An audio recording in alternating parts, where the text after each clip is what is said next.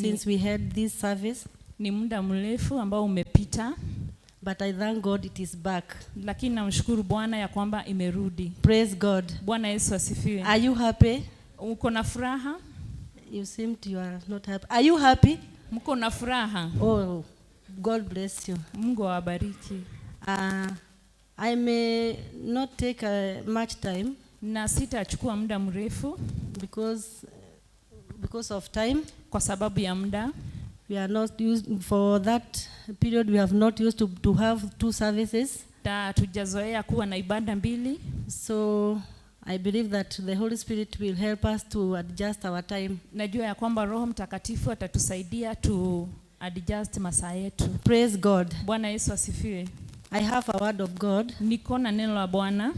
And I believe you are ready to receive. Na natumaini ya kwamba uko tayari kulichukua. I have prayed God for this. Nimeomba Mungu kwa neno hili. I have prayed God for you. Nimekuombea wewe pia. So that you may receive this word, that it may be for a help in your life. Na ili ukaweze kupokea neno hili la likawa msaada kwako. Praise God. Bwana Yesu asifiwe. The message today has several heading. Na neno la siku ya leo liko na vichwa tofauti. But I would like to use just one. Na ningetaka tu kutumia moja. That do not be troubled for things that you cannot change.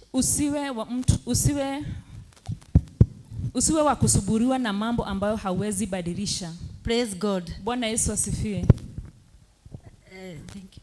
That is the topic today. Hiyo ndio ujumbe wa siku ya leo. That we should not be troubled of things that we cannot change. Ya kwamba usisumbuliwe na mambo ambayo hauwezi badilisha. We'll go in the book of Deuteronomy. Tutaenda katika kitabu cha Kumbukumbu la Torati 29. Elda Mudhumbi, may you read for us in Kiswahili. Elda Mudhumbi utatusomea kwa Kiswahili. Deuteronomy 29 verse 29. Kumbukumbu la Torati 29. Verse 29. Mstari wa 29. Are you there? Mko pale? If you are there, say amen. Kama uko pale, sema amen.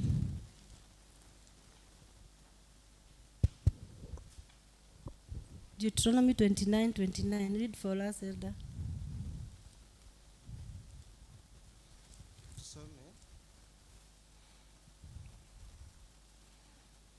Verse 29. Mambo ya siri ni ya Bwana Mungu wenu, Mungu wetu, lakini mambo yaliyofunuliwa ni yetu sisi na watoto wetu milele, ili tuyafanye maneno yote ya sheria hii. Praise God. Bwana Yesu asifiwe. That is how the Bible says. Hivyo ndivyo Biblia inasema. That those things that are hidden or they are not revealed to us. Ya kwamba yale mambo yamefichwa ama hayajafunuliwa kwetu. They are not ours. Sio yetu. It belongs to God our Father. Hiyo ni ya Mungu Baba yetu. Praise God. Bwana Yesu asifiwe. There are so many things that are hidden before us or in our lives. Na kuna mambo mengi ambayo imefichwa mbele zetu. And it have been troubling our hearts. Na imekuwa ikitusubua. You are wondering what will happen. Unashindwa itafanyika nini? Perhaps you have something you have started and you don't know how it will end. Labda kuna jambo ambao umelianzisha na haujui litaishia wapi. You have started a project and you don't know how it will come to be accomplished. Umeanza mradi na haujui utaendelea aje. You have started a business. Umeanza biashara. You have started a family. Umeanza familia. You have started this journey of salvation. Umeanza maisha hii ya wokovu. But you don't know the end of it. Lakini haujui itamalizia wapi. And you are so much troubled. Na unahuzunika sana ndani ya moyo wako. Praise God. Bwana Yesu asifiwe. This is not our part to pray. Hii sio nafasi yetu ya This is not our job. This is not our work. Hii sio kazi yetu sisi. Praise God. Bwana Yesu asifiwe. We are not supposed to be troubled of things that we cannot change. Hatustahili kusubuliwa na mambo yale ambao hatuwezi badilisha. The Bible says that those things that are hidden, na Biblia imesema mambo hayo ambayo imefichwa, they belong to God. Hayo ni ya Mungu. But those which are revealed, na yale ambayo yamefunuliwa, it belongs to us and our children. Ni yetu na watoto wetu. So that we may live according to the will of God. Na ili tukaishi kulingana na mapenzi ya Bwana. So when we are troubled of these things, kwa hivyo wakati tunasubuliwa na mambo haya, we are not living according to the will of God. Hatuishi kulingana na mapenzi ya Bwana. Praise God. Bwana Yesu asifiwe. I can remember one time when I was a young girl. Nakumbuka wakati mmoja nikiwa msichana mdogo. I think if I'm not wrong, I was between 11 and 13, 14 there. Kama sikosei nilikuwa na miaka 13 ama 14 hapo. Praise God. Bwana Yesu asifiwe. And there is things that were disturbing my heart. Na kuna mambo ambayo ilikuwa inasumbua moyo wangu. And I could not change. Na singeyabadilisha. Even today, hata siku ya leo, they are hidden for me. Imefichwa mbele zangu. Praise God. Bwana Yesu asifiwe. Do you want to know what was it? Unataka kujua ni nini ilikuwa inanisubua? That time I was in primary. Nilikuwa katika shule ya msingi. It was the time that I was taught that the world is round. Na ni ile wakati nilifunzwa ya kwamba dunia ni duara. You can try to imagine how old was I that time. Unaweza waza nilikuwa na miaka ngapi siku hiyo. That is when I knew that the world is round. Na hiyo ndio wakati nilijua ya kwamba dunia ni duara. And the teacher came and drew a ball like this. Na mwalimu akaja na akachola mviringo. And he started to teach. I don't know how the world, you know how the world is, and Africa, Asia, I don't know what. We were taught about the map of the world. Akakuja na akachora na akaanza kuelezea jinsi dunia imekaa. And when I go back home, na wakati nilienda nyumbani, I started to ask myself, nikaanza kujiuliza, the world is round. Dunia ni duara. Who knew that it is round? Nani alijua ya kwamba ni ya round? Praise God. Bwana Yesu asifiwe. And there it is round like this. There beyond that boundary of round, what is there? Na baada ya huo mviringo ni nini kingine kiko mahali pale? And I started to search. Na nikaanza kuchunguza. Everybody who I could meet that I can see you can know this, I could ask. Yeyote ningepatana na yeye na ninaona anaweza kuwa anajua, I could ask that question. Ningemuuliza swali hilo. And none had an answer. Na hakuna aliyejibu. It disturbed me very much. Na ikanisumbua sana kwa muda. Little did I know that I cannot change. Na si kujua ya kwamba siwezi badilisha. Na si kujua mambo ya Mungu haichunguziki. Na I could not know that you cannot search the things of God. Praise God. Bwana Yesu asifiwe. And it disturbed me for a long time. Na ikanisumbua sana kwa muda. So I was asking with my mother tongue. Nilikuwa najiuliza kwa lugha yangu ya mama. The earth is round. What is there in the next? What is next the world there? Ni nini kingine kiko mahali pale? Praise God. Bwana Yesu asifiwe. At that age, did you think that I was to be disturbed of that? Na katika ule umri unafikiria nilikuwa nastahili nisuburiwe na mambo yale? Praise God. Bwana Yesu asifiwe. It was not to disturb me.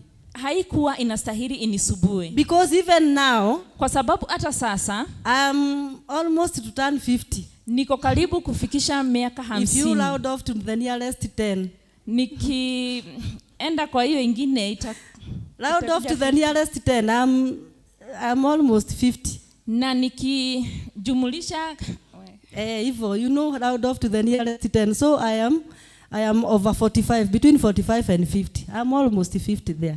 Niko karibu miaka 50. And even today, I don't know what is beyond there. Na hata siku ya leo sijui ni nini iko mahali pale. Praise God. Bwana Yesu asifiwe. I was being disturbed of things that I cannot change. Nilikuwa nasubuliwa na mambo yale siwezi badilisha. I told you there was two things. Nilikuambia kuna mambo mawili. Another thing that was disturbing me at that age. Na kitu kingine kilikuwa kinanisubua katika ule umri. At our home we were so many as you know that time.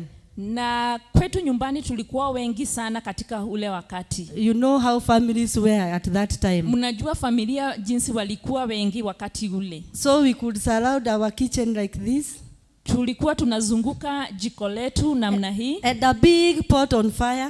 Na jiko kubwa. Kenyogo, a big pot on fire. Na nyungu kubwa ilikuwa juu ya moto. And we used to praise. Na tulikuwa tunamsifu Bwana. Let me tell you, we were praising. Na wacha niwaambie tulikuwa tunamsifu Bwana. Even villagers could come at the gate to listen that praise and worship. Hata majirani wangekuja katika gate yetu kusikiza worship hiyo. We were praising, brethren. Na tulikuwa tunamsifu Bwana. We could praise even for 2 hours non-stop. Tugemsifu Bwana kwa masaa mawili bila kuacha. And the thing that could stop us is that food to come to be ready. Na ile jambo tu ilikuwa tuache kumsifu ni chakula hicho tu kiive. Chakula ikiiva tunachukua sahani tunaacha kusifu. When the food was ready, we could stop singing and start eating. So we could surround our kitchen like this, the 3 stones. Tulikuwa tunaizunguka jiko letu namna hii. And we could place, you could see someone starting a song there. Tukiona mmoja ameanza wimbo pale. After that you hear another one shout there, another song, and we shout. Na mwingine akaanza wimbo pale na tunachukulia zote tunaanza kusifu. And our dad there dozing looking at us like this. Na baba yetu alikuwa analala pale akitusikiza. Anasinzia tu anawaangalia tu hivi akifurahia. He was just looking at us. Praise God. Bwana Yesu asifiwe. It was a great moment. Ilikuwa ni wakati mzuri. But I could not take that chance. Na singeichukua ile nafasi. In the midst of that praise, katika harakati ya hiyo sifa, I could start to think. Ningeanza kufikiria. Now we are 12 here. Tuko 12 hapa. Siblings, not including parents. Siblings peke yao. And I could start to ask myself. Ningeanza kujiuliza. Who will die first? Nani atakufa wa kwanza? And I could look at my sister like this. Ningewatazama dada zangu namna hii. Oh yeah. Na perhaps you are the one. Labda ni wewe. And I could shed tears inside my heart. Na ningeanza kulia ndani ya moyo wangu. I could turn to my dad. Ningemwangalia baba yangu. Kai wo itakokorwa niwe. Ningefikiria labda ni wewe. And I could cry. Na ningeanza kulia. It disturbed me for a long time. Ilinisubua kwa muda mrefu. I was weeping for someone who is singing. Na nilikuwa nalilia mtu ambaye anaimba. He is enjoying or she is enjoying the praise. Walikuwa wanaburudika kumsifu Bwana. But I am crying. Lakini nilikuwa nalia. And it could be heavy to me that I quit and I leave the praise and worship team. Then I go out to cry. Na ikawa mzito kwangu, ningewaacha na naenda zangu kulia. It disturbed me. Ikanisubua sana. Was it to disturb me? Ilikuwa inisubue? No. Hapana. I can't change. Sigebadilisha. Whether he is the one, kama ni yeye, or not, kama sio yeye, that is not mine. Hiyo si kazi yangu. Things that are hidden belongs to God. Yale mambo yamefichwa ni ya Mungu. And those which are revealed belongs to us and our children. Na yale yamefichiliwa ni yetu na watoto wetu. Praise God. Bwana Yesu asifiwe. I know that now you can understand what I mean. Na sasa najua unaelewa ni nini nataka kufunza. And even today I don't know. Hata siku ya leo sijui. I know the one who went first was my mom. Nilijua ni nani alienda wa kwanza, alikuwa ni mama yangu. Because I see. Kwa sababu niliona. I saw that time. Niliona. I saw my sister leaving us. Nilimuona dada yetu akituacha. But from there I don't know who is next. Lakini kutoka hapo sijui ni nani. Am I supposed to be disturbed? Ninastahili as long as I know Jesus. Bwana asifiwe. Hiyo ni kitu inafaa kunisubua kama ninamjua Kristo. That is not something that is supposed to disturb me because I know Jesus. And when you are being disturbed of things that you cannot change, na wakati unasubuliwa na mambo yale hawezi badilisha, you are not different from me. hauko tofauti mwingi na Don't see mimi. like that girl was very foolish. Usione kama ule msichana alikuwa ni mjinga. Even you look like me. Na wewe uko tu kama You mimi. are behaving like me at that age. Unafanya kama mimi katika ule umri. Why are you being disturbed of things that you cannot change? Kwa nini unasumbuliwa na yale mambo huwezi badilisha? I know that life is not suitable for us. Najua maisha sio mazuri sana kwetu. It is not favoring us. Sio haiko upande wetu. Praise God. Bwana Yesu asifiwe. But if you cannot change, lakini kama huwezi badilisha, why are you being disturbed? kwa nini unasumbuliwa? Leave everything to Jesus. Mwachie Yesu kila kitu. And that is why we came to Jesus, because we knew that we cannot do without him. Na hivyo ndiyo sababu tulikuja kwake, kwa sababu tulijua hatuwezi bila yeye. We can do nothing without Jesus. Hatuwezi fanya chochote bila yeye. Another thing we cannot do without Holy Spirit. Na jambo lingine hatuwezi fanya lolote bila Roho Mtakatifu. Because Holy Spirit is our helper. Kwa sababu Roho Mtakatifu ni msaidizi wetu. He is the one who is helping us to leave those things. Ni yeye anayetusaidia kuacha mambo yale. Because it is not easy. Kwa sababu sio rahisi. We can remember in the book of Acts that Peter was told that you will betray me. Is it to betray? No. Utanikana. Disown. Ni to deny. Dino. Praise God. Amen. Peter was told that you will deny me. Na Petro akaambiwa ya kwamba utanikana. And he was saying that I can't deny na you, akasema Jesus. Siwezi. But he did. Lakini alifanya. Because he was not spirit filled. Kwa sababu amejazwa na Roho. But after Peter was filled by the Holy Spirit, lakini baada ya Peter kujazwa na Roho Mtakatifu, he gained power. Akapata nguvu. He was able to preach even he was saying, even if I die, alikuwa anasema hata nikifa, I will testify this gospel. Nitashuhudia injili hii. And I can remember one day he preached and 3,000 people got saved. Na nakumbuka siku moja alihubiri na watu 3,000 wakaokoka. That is because he get power from the Holy Spirit. Ni kwa sababu alipata nguvu kutoka kwa Roho Mtakatifu. So if you don't have Holy Spirit, kwa hivyo kama hauna Roho Mtakatifu, if you are not filled by the Holy Spirit, kama hujajazwa na Roho Mtakatifu, you will be disturbed of those things that you cannot change. Utakuja kusumbuliwa na mambo yale hauwezi badilisha. It is not easy to leave it. Si rahisi kuiacha. Praise God. Bwana Yesu asifiwe. Bwana asifiwe. Praise God.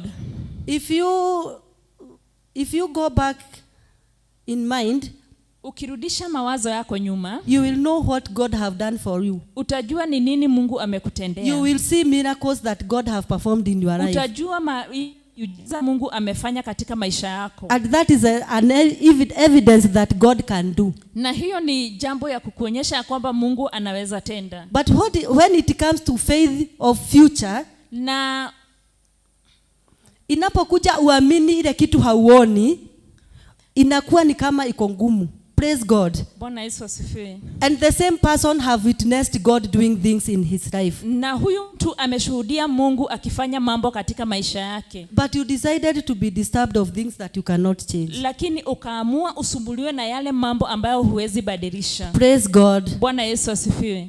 Bwana asifiwe. Praise God. I know even if I'm not speaking to everybody, hata kama sinenei watu wote, I'm speaking to somebody. Najua namnenea mtu mmoja. Praise God. Bwana Yesu asifiwe. That I know Holy Spirit cannot give me this message that there is no one to receive. Najua Roho Mtakatifu hawezi nipea ujumbe huu na iwe hakuna mtu ataupokea. What is that is disturbing you? Ni nini hiyo ambayo inakusumbua?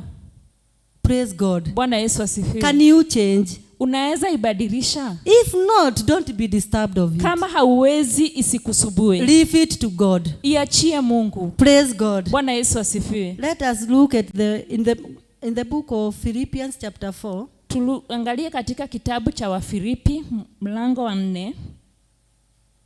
Verse 6 mstari wa 6 hadi 9. Tonight. Philippians chapter 4 verse 6 to 9. Wafilipi mlango wa 4 mstari wa 9.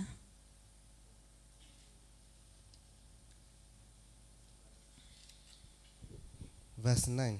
6 to 9. Tusome. Msijisumbue kwa neno lolote, bali katika kila neno kwa kusali na kuomba pamoja na kushukuru, kupendana kwa maana mnafanya neno hili kwa ndugu wote walio katika Makedonia yote. Lakini twawasihi ndugu, mzidi sana tena mjitahidi kutulia na kutenda shughuli zenu na kufanya kazi kwa mikono yenu. Praise God. Bwana asifiwe. Yako inasema hivyo?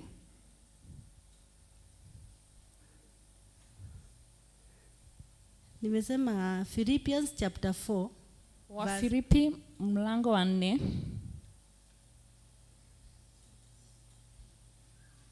Philippians chapter 4 verse 6. 9. Ama kuanzia chapter hiyo 4 to 9. Wafilipi 4 hadi 9. Anzia 4.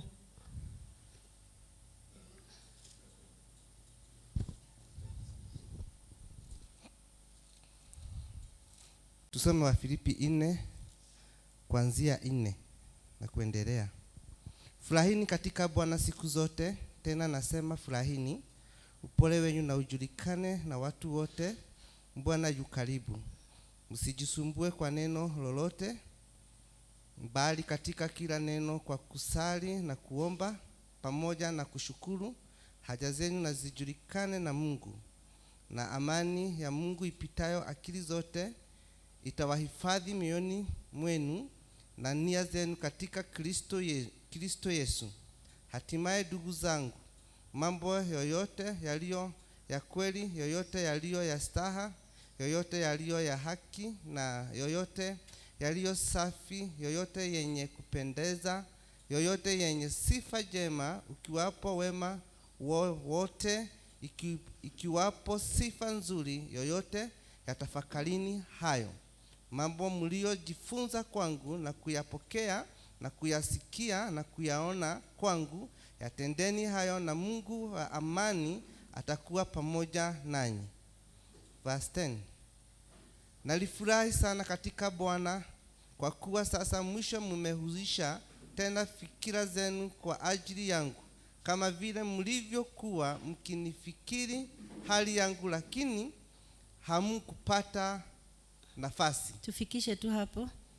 Praise God. Bwana Yesu asifiwe. The Bible says that we should not be anxious of anything. Biblia inatuambia ya kwamba tusisuburiwe na jambo lolote. Praise God. Bwana Yesu asifiwe. Do not be anxious of anything that you cannot change. Usisuburiwe na jambo lolote ambao huwezi badilisha. But let your needs be known of God. Lakini wacha shida zako ama mahitaji yako yajulikane kwa Bwana. Praise God. Bwana Yesu asifiwe. It is true that you have things that are disturbing you. Ni ukweli una mambo ambayo inakusubua. It is true that things are not working. Ni kweli ya kwamba mambo hayaendi vile unavyotaka. But what should you do? Lakini utafanya nini? Things that are good. Mambo ambayo ni mazuri. Everything that is good. Jambo lolote ambalo ni lizuri. You think of that. Uyawaze mambo yale. Tufikiri yale mambo yaliyo mazuri. We think of things that are good. Praise God. Bwana Yesu asifiwe.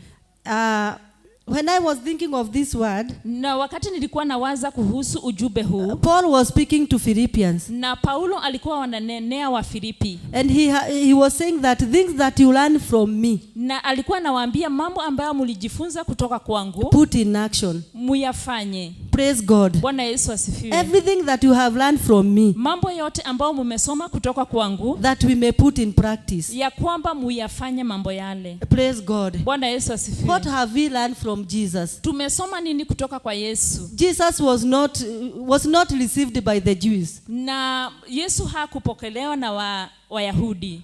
And if you are not being deceived, Na kama haujapokelewa, you have to learn what Jesus did. unastahili ujifunze Yesu alifanya nini. Even Jesus was killed. Na Yesu pia aliuawa. We have not come to that point of being killed. Hatujafika mahali pale pa kuuawa. But we have to learn from Jesus. Na tunastahili tujifunze kutoka kwa Yesu. Jesus was God. Na Yesu alikuwa ni Mungu. And he knew that he is going to be killed. Na alijua ya kwamba atauawa. And he knew that he cannot change. Na alijua hawezi badilisha hayo. That knowing that he will be killed, na kujua atauawa, it didn't disturb him. haikumsubua. Praise God. Bwana Yesu asifiwe. Because he knew that God is in control. Na kwa sababu alijua ya kwamba Mungu ndiye.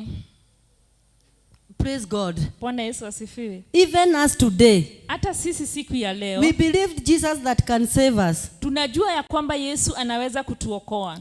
Tuliamini ya kwamba Yesu anaweza kutuokoa. We believed that Jesus is going to save us. And we gave our lives to Jesus. Na tukapeana maisha yetu kwa Yesu. Let us trust him fully. Wacha tumuamini kabisa. Praise God. Bwana Yesu. If someone can take off your sins, kama mtu anaweza chukua dhambi zako, what else can't he do? Ni nini lingine hawezi fanya? What is that hard that he cannot do? Ni nini hiyo ngumu hivyo hawezi kufanyia? Praise God. Bwana Yesu asifiwe. If someone can die for you, kama mtu anaweza kukufa juu yako, what else can he hold from giving you? Ni nini ingine anaweza jizuia kukupea? Praise God. Bwana Yesu asifiwe. Praise God. Bwana asifiwe. I don't know what is disturbing you. Sijui ni nini hiyo ambayo inakusubua. But if only you cannot change, na kama huwezi badilisha, let it be known by God. Wacha ijulikane na Mungu. Praise God. Bwana Yesu asifiwe. Giving petition to God. Yapeane kwa Mungu. Praise God. Bwana Yesu asifiwe. You can't change. Hauwezi badilisha. Is it your children? Ni watoto wako. You can't change. Hauwezi badilisha. Pray your part. Wewe fanya nafasi yako. Things that are good, do it. Yale mambo ambayo ni mazuri yafanye. Things that are pleasing to God, do it. Yale mambo inayomfurahisha Mungu yafanye. Pray for your children. Waombee watoto wako. Pray for your family. Waombea familia yako. Pray for your business. Ombea biashara yako. But if only you cannot change, lakini kama huwezi badilisha, let it not disturb you. Wacha isikusubue. God is in total control. Mungu atafanya yote. Praise God. Bwana Yesu asifiwe. Do you believe that he can do? Unaamini ya kwamba anaweza tenda? I know that you believe, that is why you are here. Najua mnaamini diposa kwa mahali hapa. For only you didn't, if you are not believing, you cannot come here. Kwa sababu kama hauamini huwezi kuja mahali hapa. Praise God. Bwana Yesu asifiwe. Nowadays I'm trying to teach myself to believe God fully. Na nyakati hizi najifunza kumwamini Mungu kabisa. Even things that you can see there is dim. Na hata mambo yale unaona ya kwamba inagiza, I still believe. Ninaamini Mungu. Praise God. Bwana Yesu asifiwe. And I want to urge you, brethren. Na ningetaka pia kuwahisi. Let us try. Na tujaribu. Let us try to believe God fully. Wacha tujaribu kumwamini Mungu kabisa. By the way, if not God, where else? Na kama sio Mungu, ni wapi kwingine? Do you have another place? Uko na mahali pengine? Do you have another power somewhere? Uko na nguvu zingine mahali? Do you have another God? Uko na Mungu mwingine? If not, why don't you believe this God fully? Na kama si hivyo, kwa nini usimwamini huyu Mungu kabisa? It is true your family is not working. Ni ukweli familia yako iko na shida. Your marriage is not working. Doa yako haiendi vizuri. But can you change? Unaweza badilisha. If not, kama hauwezi, take it to the Lord. Ipeleke mbele za Bwana. Trust him fully. Mwamini kabisa. And he will do it for you. Na atakutendea. Because things that are hidden, kwa sababu yale mambo yamefichwa ni ya Mungu. But those which are revealed belongs to us and our children. Lakini yale yamefichuliwa ni yetu na watoto wetu. Those which are hidden, leave it to the owner. Yale ambayo imefichwa yaachie mwenyewe. As long as you walk according to the will of God. Kama unatembea kulingana na mapenzi ya Bwana. Work on yourself. Jifanyie kazi wewe mwenyewe. Praise God. Bwana Yesu asifiwe. To walk in the ways of the Lord. Na ili utembee katika njia za Bwana. Pray God to teach him, to teach you his ways. Na muombe Mungu akufunze njia zake. Praise God. Bwana Yesu asifiwe. Pray God that he may teach you his language, na muombe Mungu akufunze lugha yake, so that when he speaks you will know this is my God speaking. ili wakati atakaponena ujue huyu ni Mungu anaongea. When he will be at work you will know that this is my God working. Wakati atakuwa akitenda kazi utajua huyu ni Mungu anafanya. So if you cast all your burdens to him, na ukipeleka shinda zako zote kwake, you will go home free. na utaenenda nyumbani ukiwa mwepesi. Praise God. Bwana Yesu asifiwe. You will go home free. Na utaenda nyumbani ukiwa huru. Let us be like Hannah. Na wacha tuwe kama Hana. When Hannah was weeping, was crying before God, wakati Hana alikuwa anamlilia Mungu, and the prophet Eli came and told her that a time like this you will have a child. Na kuhani Eli akakuja akamwambia wakati kama huu utapata mtoto. He believed to that priest. Na akamwamini kuhani yule. And she was free. Na akawa huru. And she went home and ate. Na akaenda nyumbani na akala. And she didn't cry again. Na hakulia tena. That is what we are supposed to do. Hivyo ndivyo tunastahili kufanya. When you enter that door, wakati utaingia na mlango ule, you came with your burdens. Ulikuja na mizigo yako. And you have put it here on the cross of Christ. Na umeweka chini ya msalaba wa Yesu. Go home freely. Nenda nyumbani ukiwa huru. Go eat and drink. Enda ule na unywe. Wait the time of God. Ugojee wakati wa Mungu. God will do it for you. Mungu atakutendea. Praise God. Bwana Yesu asifiwe. Don't be anxious. Usiwe wa kusubuka. Don't be troubled of things that you cannot change. Usisubuliwe na mambo ambayo hauwezi badilisha. Praise God. Bwana Yesu asifiwe. God is in total control. Mungu anashughulika. I believe that God have spoken to you. Najua ya kwamba Mungu amekunenea. It is your time now to look at your life. Ni wakati wako sasa uangalie maisha yako. Which is that corner? Ni kona gani hiyo that is disturbing you? Inayokusubua. Which that area? Ni area gani hiyo that is disturbing you and you cannot change? Na inakusumbua na hauwezi badilisha. Take it on the cross. Ipeleke katika msalaba. And God will carry for you. Na Mungu atakubebea. May God bless you. Na Mungu awabariki. And may God hear the prayers of your hearts. Na Mungu akasikie maombi ya moyo wako. May God do things that are hidden on your behalf. Na Mungu akakutendea mambo ambayo umefichwa kwa niaba yako. As we enjoy things that we are revealed for us and our children. Na tunapoburudika na yale mambo ambayo imefichuliwa yetu na watoto wetu. God bless you. Mungu awabariki. Karibu pastor.